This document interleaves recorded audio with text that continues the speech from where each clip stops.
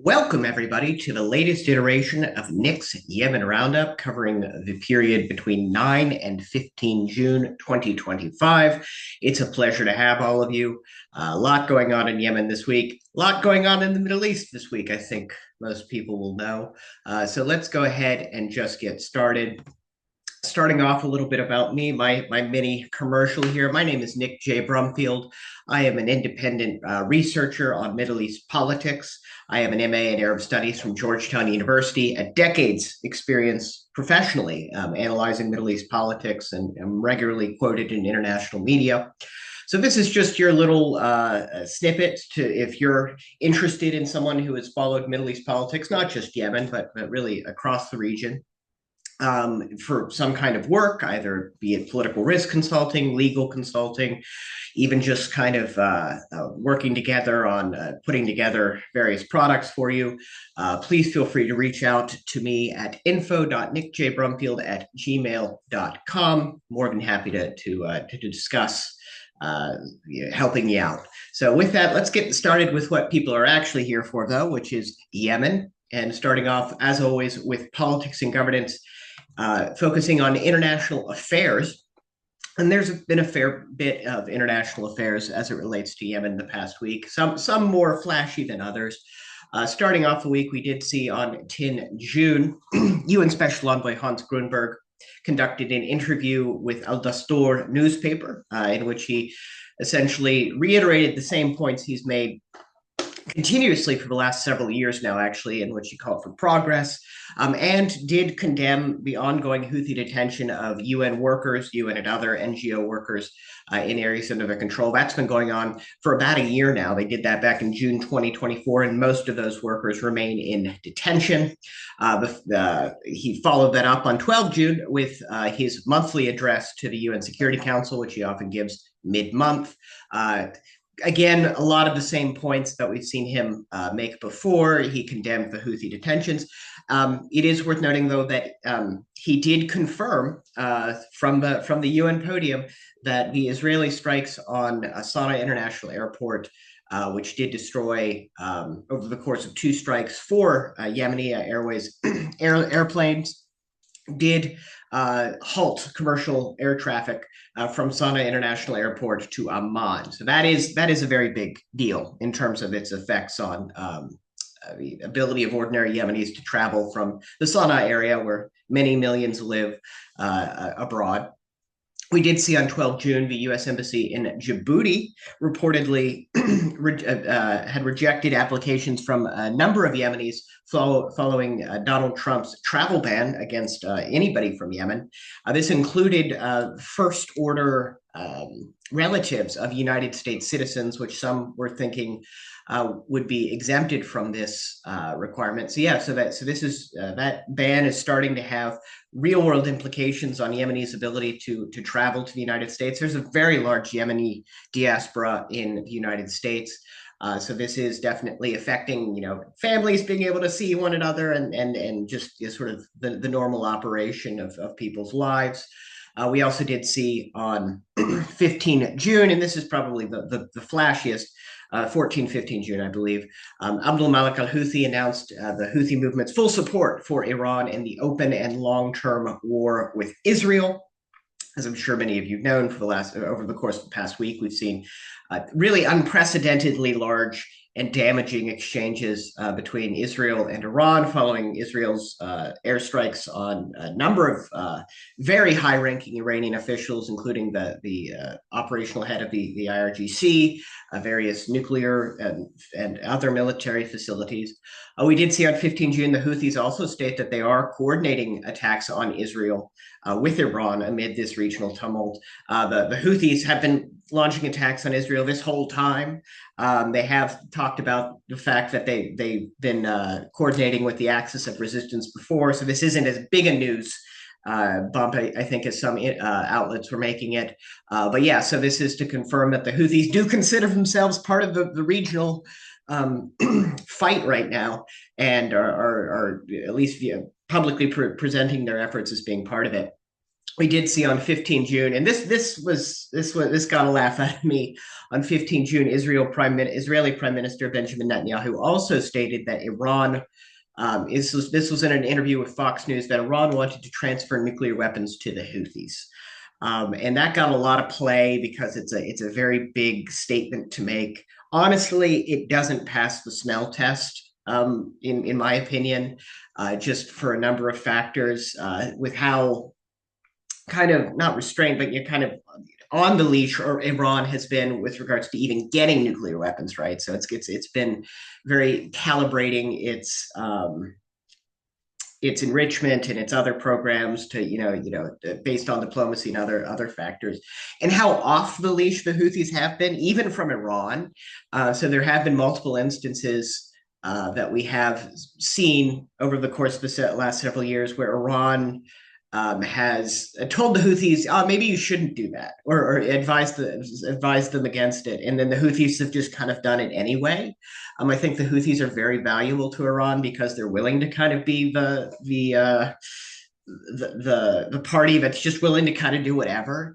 But the idea that Iran, which is again been pretty restrained with regards to its own nuclear program to meet its diplomatic goals, would be like, yeah, we're going to give nuclear weapons to these people. It just doesn't seem that plausible.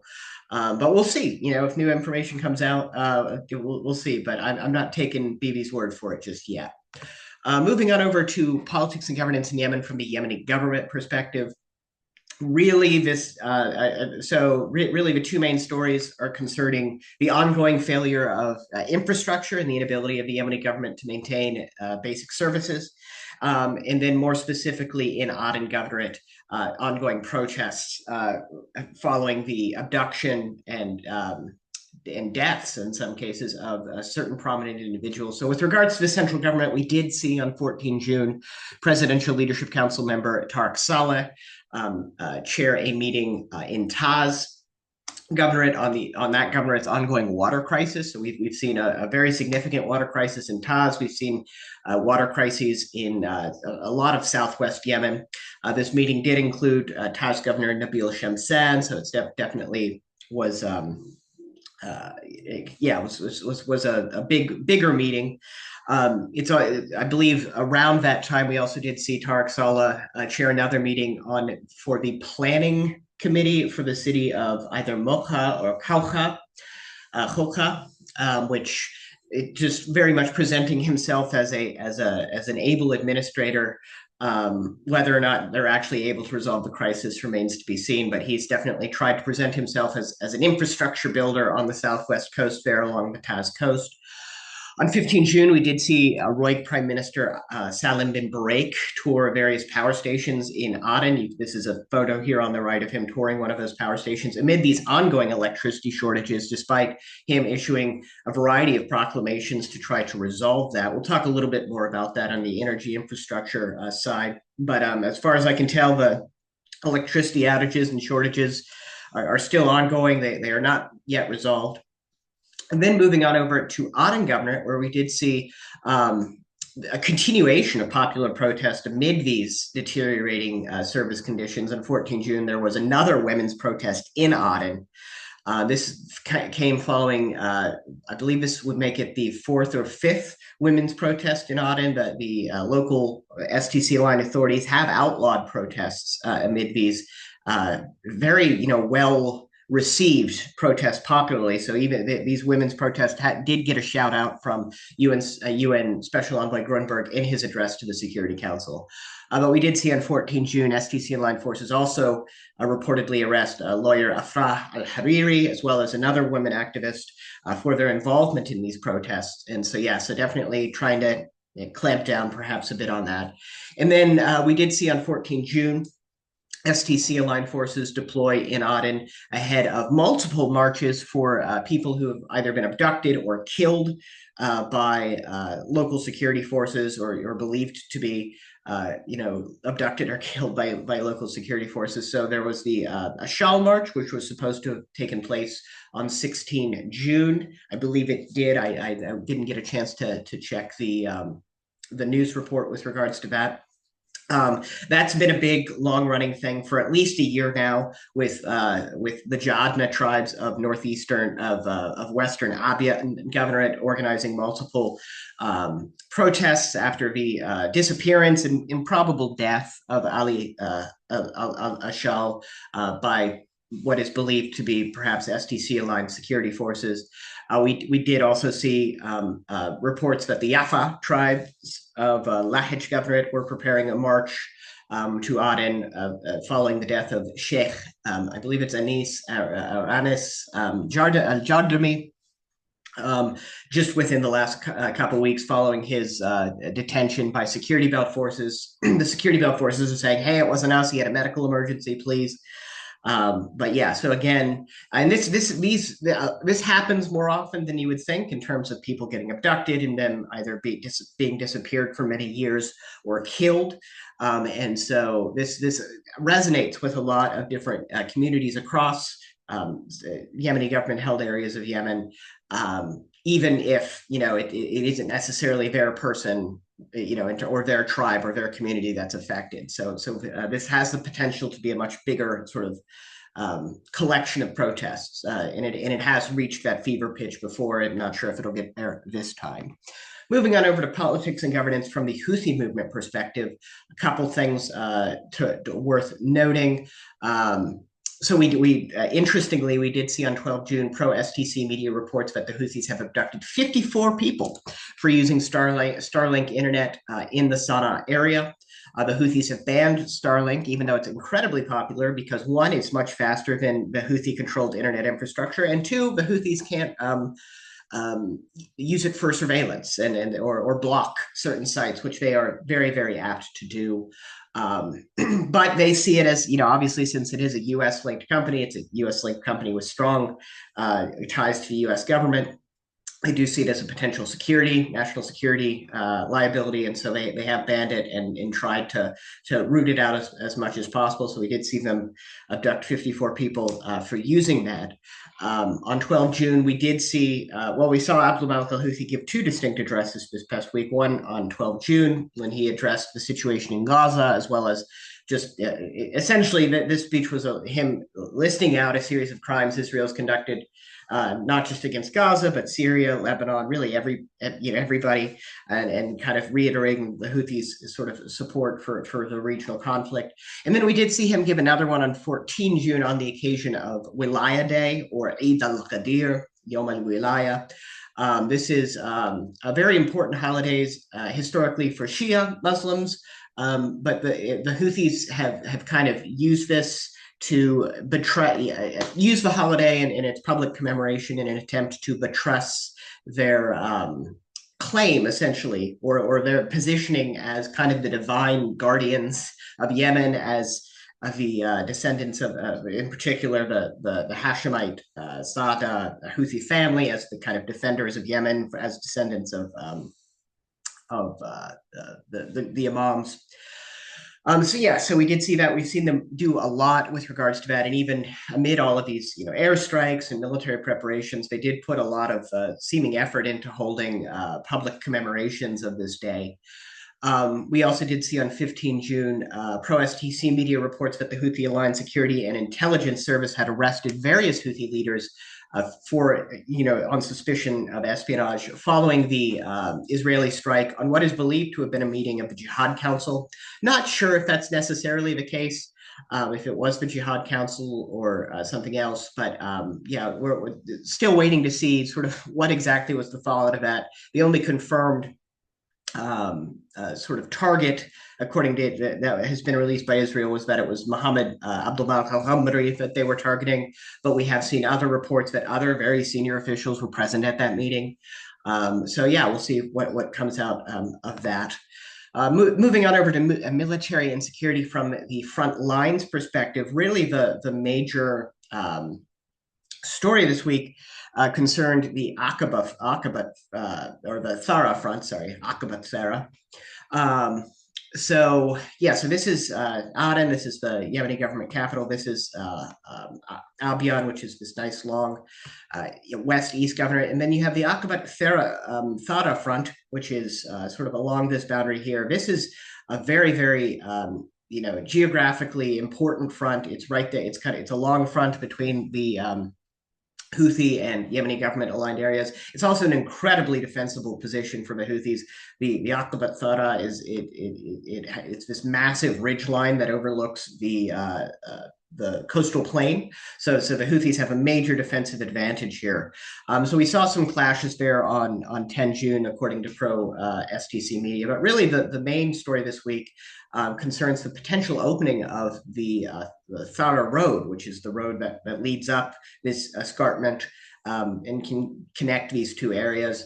This comes following the opening of the Dale Road, or in late May, and offers by the Houthi authorities to open the Aden Taz Road, or highway. So these are major opening stuff. The Houthis say they've been trying to open the Thara Road for about a year now, and on 12 June kind of reiterated through their Houthi-aligned governor, any initiative to open the Thara Road. We did see, at least according to some sources, on 15 June, the Yemeni government-aligned Abiyan governor approved the reopening of the Thara Road with the white banner. So this is combined with the opening of Dale right here, the potential opening of the Aden Taz Highway and the Aqaba Thara. This is starting to become a very big deal in terms of the potential for humanitarian gains in terms of opening the roads to traffic in Yemen. It's considered a major sort of ask as part of Yemen peace talks, and so this is all very, very potentially big. Obviously, a lot of people think that it's not just out of the goodness of the Houthis' hearts. They're doing this in part because of all the strikes that have hit their Red Sea ports, and so they need access to the Yemeni government-held port in Aden and Mukalla. Trying to stimulate traffic and open up traffic, but that is potentially a very good thing with regards to ordinary Yemenis' abilities to travel across their country. We also did see along the Marib front on 15 June, Yemeni government forces claimed to repel a Houthi infiltration along the Jauf front. Nothing too major, but it was reported. I also did see some minor, not necessarily so minor, potentially very important oil and gas blockades, but we'll talk about that in the economic section there. Moving on over to military and security from the Houthi-Israel conflict. So really the main story this week was the Israelis. I mean, obviously the big story this week is the ongoing exchanges between Israel and Iran, which have seen Israel conduct many waves of airstrikes now. Iran launched hundreds of ballistic missiles at Israel, and this time actually hit things and kill people. So we are seeing a major kind of regional escalation with that. The Houthis are definitely a part of that, although the Houthis have kind of been going this whole time, at least since mid March 2025. So a lot going on there, but as it relates to Yemen, the main story this week was this 14 June Israeli airstrike on Sana'a. According to local reporting, there were large explosions reported in the Sabain area, as well as on 14 October Street. And the Israelis later claimed that they were attempting to assassinate the Houthi chief of staff, Mohammed Abdul Karim al-Ghamri, who's pictured here on the right. His status is unconfirmed. I've seen some reports state that he was injured, but again, very much the Houthis are very good at hiding, the status of their commanders, at least publicly, and so it's unclear. There were reports that this strike was on a very senior level sort of meeting of Houthi leadership.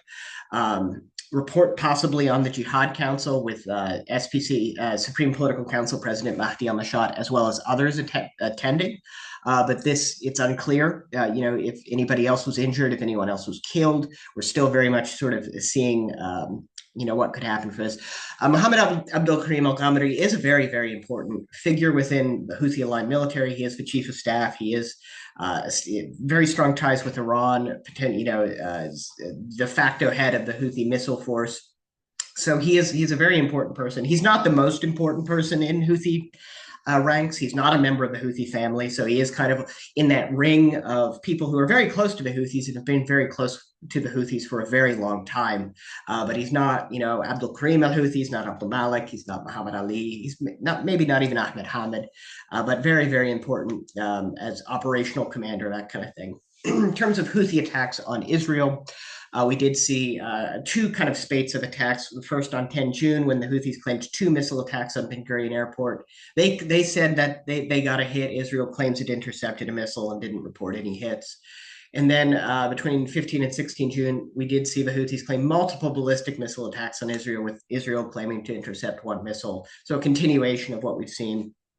But also now the Houthis are saying that these attacks, which they've been conducting for months now, are now kind of being coordinated with Iran and are part of that regional conflict between Israel and Iran as well. Moving on over to humanitarian and economic issues with humanitarian affairs. In terms of humanitarian issues, we did see on 12 June UN Assistant Secretary General Joyce Msuya address the UN Security Council as part of her monthly address. And kind of just mostly reiterated what we've heard from her and other UN officials about declining humanitarian situation in Yemen. Her big ask was to call on the UN Security Council to support the senior officers meetings recommendations with regards to retooling and doing humanitarian work in Yemen, particularly amid a massive shortfall in funding and resources, and just a general pullback in humanitarian affairs in Yemen that we've seen over the course, I would say, of the last year and a half. Partially attributable to Donald Trump just saying, yeah, we're going to cut US aid and cut it all, but also a lot of countries kind of cutting back as the Houthis in particular have, again, abducted all of those workers. And there's just been a general disengagement, I think. In terms of health and disease, we did see between January and April 2025, the WHO report that there have been 39 cases and 14 deaths from dengue fever in Aden and Lahej, which is not great. Again, major lack of resources and funding. So you do see these epidemics crop up in Yemen just generally, but the fact that there's less resources going into it isn't great. Moving on over to humanitarian and economic issues from a infrastructure perspective, a lot going on with Yemen's energy infrastructure this week. I'll get out the annotation tool here. So first off, in Aden, where sort of the Yemeni government's temporary capital, we have seen the ongoing domestic gas crisis continue for the sixth day. This was all throughout Eid al-Adha. There were major shortages of domestic gas and causing real issues for people in Aden. There is continued debate about what is exactly causing this. The Yemeni government authorities say that they've upped Aden's gas distribution by something like 60%, but there are still major shortages. A tanker driver interviewed by a local Yemeni media outlet claims that the diversion is primarily to blame, that certain authorities are taking gas that is supposed to be going towards Aden and diverting it out of the governorate for sale for profit or other such means. We did see as well, amid the ongoing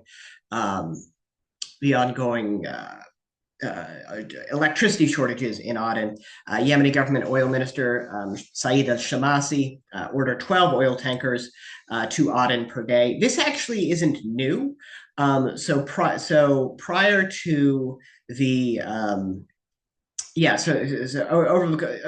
earlier this year, there were 8 tankers going to Aden, 4 from Marib, 4 from Hadramaut, and none from Shabwa. Earlier this month, we did see Yemeni government Prime Minister Salim bin Break order an additional 4 tankers from Shabwa S2 to be brought to Aden, bringing the total up to 12. So they were ostensibly already aiming to get 12 oil tankers to Aden per day. Whether they're going to be able to get that, I think remains to be seen. We did see, for instance, on 15 June, Marib tribesmen blocked tankers from the Safar field over the detention of a civilian named Nasser Ali Hassan al-Sham. So whether they'll be able to get all 12, there remains to be seen. According to reports that I've seen, you need 7 tankers at least per day to get to Aden in order to maintain the lowest level, more or less, of the bare essentials of electricity generation. 10 hours outage, 2 hours on. If you drop below seven, then it gets even worse to like 17 hours a day or something like that.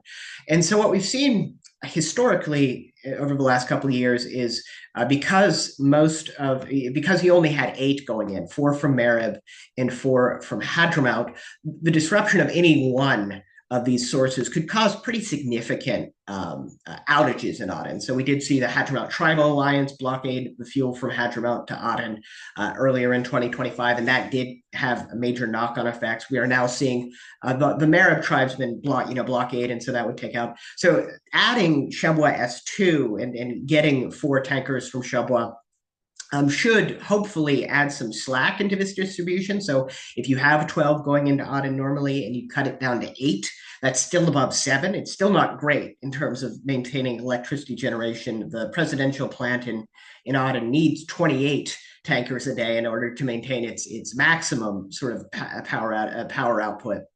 But so hopefully this will get some slack in it. We haven't necessarily seen that happen yet. But we shall see. We also did see further east in Mukalla, power outages reportedly due to technical issues with power electricity generation plants there, but also just the general increase in humidity as a result of the hot season on Yemen's coast, where we're talking stuff can get up to 100% humidity, 95-degree heat. 100-degree heat. It is not great if you don't have air conditioning. So that's a major reason why power is so important here. Let me see here. Moving on over to humanitarian economic issues from a banking and currency perspective, really, we're just seeing the continued deterioration of the Yemeni rial in Yemeni government-held areas. On 11 June, we did see it record at 26.34 in Aden, lowest recorded ever value. On 15 June, we saw it at 26.88 in Aden, lowest ever recorded value. You can see the major sort of split between Houthi aligned rial and Yemeni government aligned rial. There are a lot of complex reasons for that. I won't get into that now. So this is, again, yet another one of those